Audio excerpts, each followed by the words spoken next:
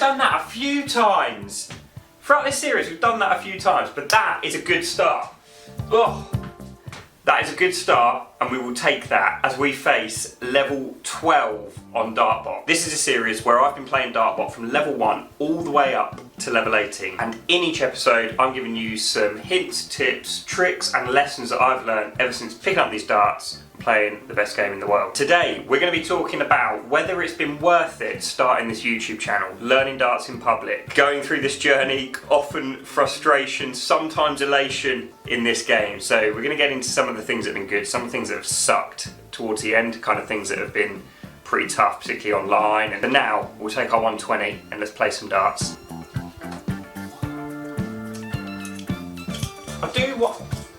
I do wonder if all-in-one flights, just the systems cause all the bounce outs.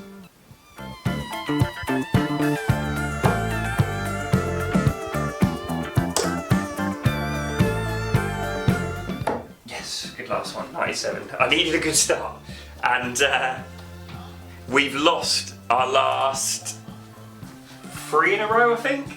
And obviously the games now games get harder, and this is probably the last one that I have like my best darts can win this leg. And then after that, I think it becomes a bit impossible.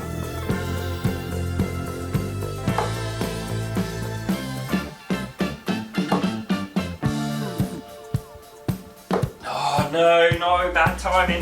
26. Yeah, so let's get into this one. We've been talking about all kinds of topics in this series. Today, has it been worth building this YouTube channel? Has it been worth building and learning darts in public? Well, to start with, let's talk about the positives. I have met so many amazing people since starting this channel. I pressed the play button and I used footage that Dan Paul kindly allowed me to do on my brand new channel, and since then I've really 99% of comments have been fantastic. I've connected with loads of you. We've gone on to start getting involved with online darts leagues, we've run subscriber led tournaments, we've had meetups, we've had DartsMatt live. The actual connectivity and the connection part of what we do, of starting this channel, has been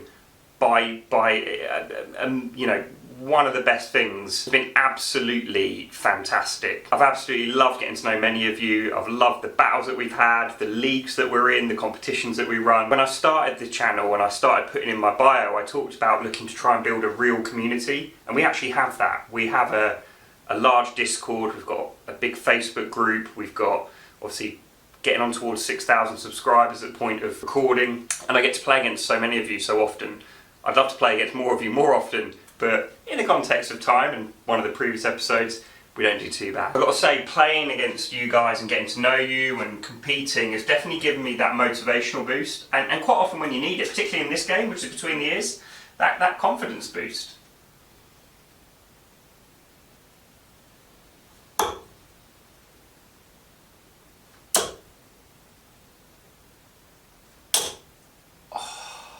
Deflected again.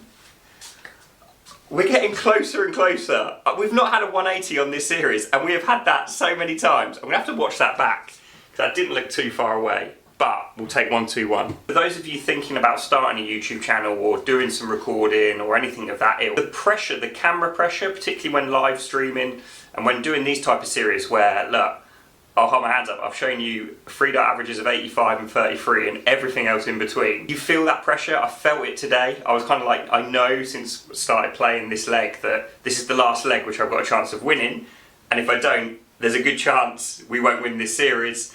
And I know, obviously, in every video that we've done so far, we've had comments about play when it's been good, when it's been bad, and you have that pressure. I feel it right now. I'm trying to show you as organically as possible somebody that's picked up darts and gone and learnt it at a real deep technical level, right? I've been all in. But that kind of instant feedback and that pressure has only been a positive.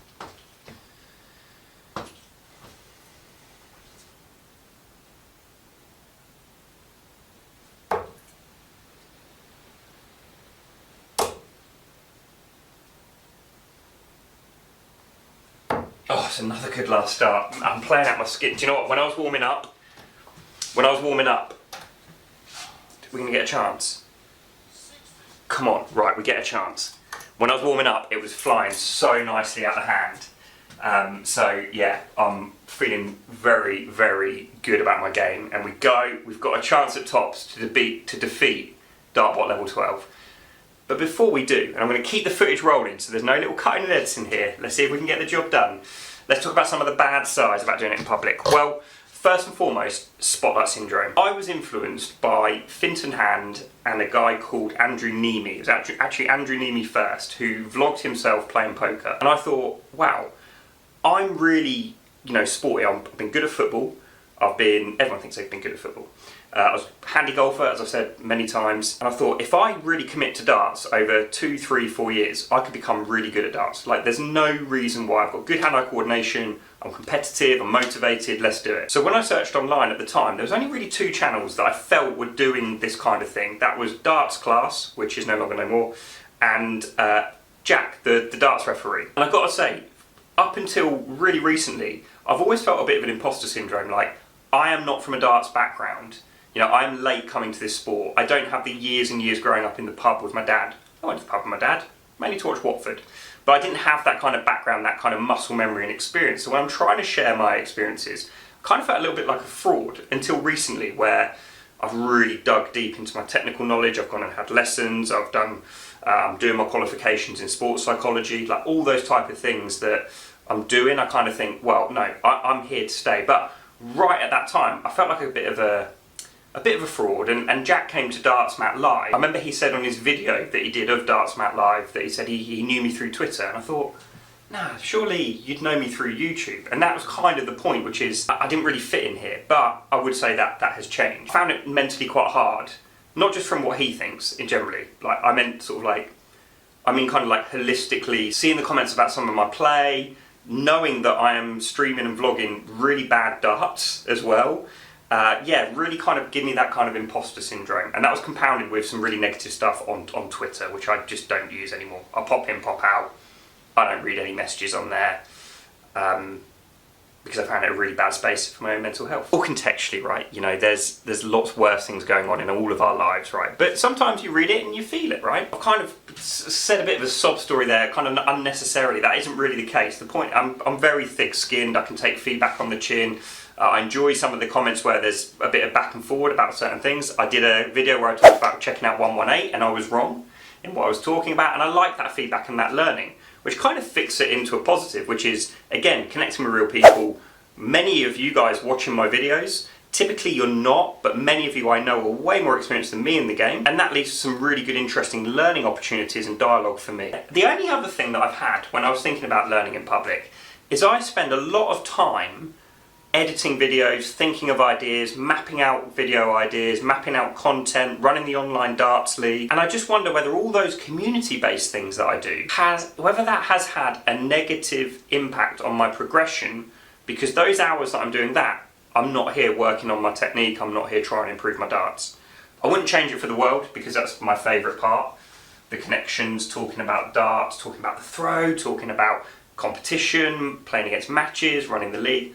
I love all that stuff. Like, that is the best bit. But I just wonder whether doing that has held me back at all. Just a thought. Right, here we go, guys. A chance to beat Dartbot level 12. Here we go. Come on. Full release.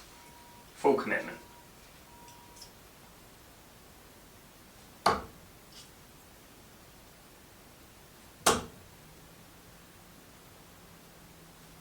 No. How close was that? How close was that? I'm kind of doing the opposite of all the psychological things I've talked about, right? I'm in my reflective zone, and I'm reflecting and thinking those first 2 darts were so good. Why have they not gone in? Oh, 20 scored. I don't think we'll be coming back, guys. Let's pop that in there.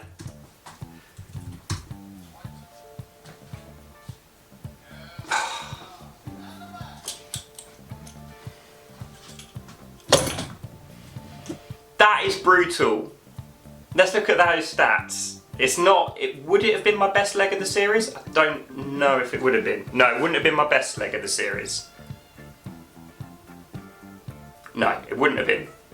It wouldn't have been my best leg of the series, but it would have been a really good leg, and we were pretty unlucky not to land a 180. We're playing well. That's all we can say. And listen, I know guys, it's one leg. You can't really judge it on that, but that gets the score down now to 7-5 with 13, 14, 15. We're in trouble now. We're in trouble. He's only 2 behind, or she. And yeah, but we'll keep plugging away, we'll keep practicing. So yeah, building this in public has been absolutely amazing. I am loving running the DartsMatt channels. I think it's really helped me have purpose, it's helped me create something and flex those type of muscles that I enjoy, the creative side, the filming, the presenting, and getting to compete and practice and play and learn a new sport, new discipline over recent years has been, you know, absolutely brilliant, and it has been a pleasure to meet so many of you. Hope you enjoyed the video. Dart's been really good today. They've been bad recently, right, but they were good today. Really enjoyed talking to you about building a YouTube in public and what that kind of has done to me mentally, kind of both the positives and the negatives. I'll be back next in episode 13, where of course we're playing Dartbot level 13, where I'm going to give you 3 things that I would have done if I started darts again. So if I started darts from the beginning, these are the things that I would do. Hope to see you back for that one. And as ever, enjoy the darts, look after yourself. See you in the next one. And as ever, if you want to watch episode 13, you can catch it right up here, right now. Or if you'd like to see me competing in a venue, I'm going to put one of my vlogs down here. Either way, hope you enjoy them. Hope you look after yourself. Enjoy the dance.